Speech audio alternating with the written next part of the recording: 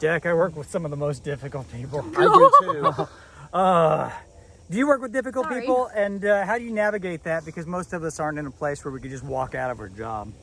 Yeah, it's tough. I'd say it like this. You're probably going to have difficult people everywhere you go, whether it's the restaurant you go to, the job you have, the family you're in.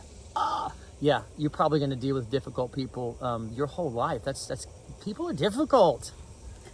Yeah, they are, but you don't live with them. Unless you do. Not your coworkers. No. Not your coworkers. No, if I have an issue with Jack, As a coworker. as a coworker, yes, not personally.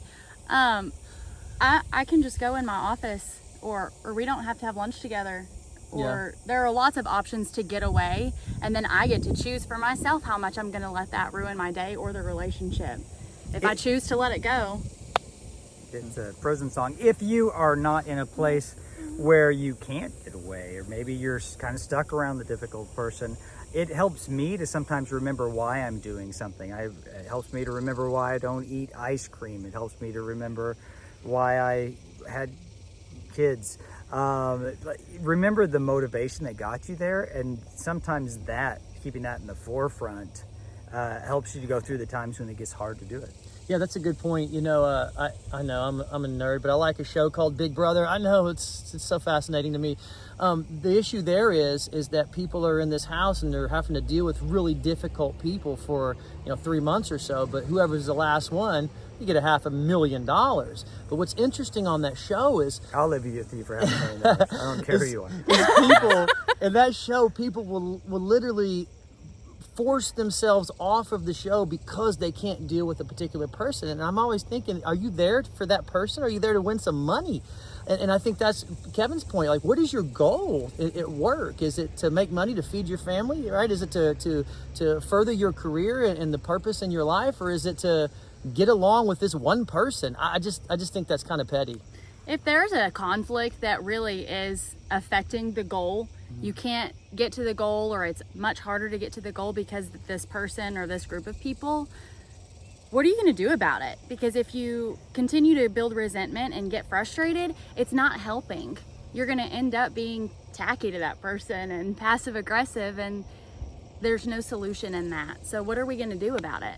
There's an old saying, and it's don't pee in your pool.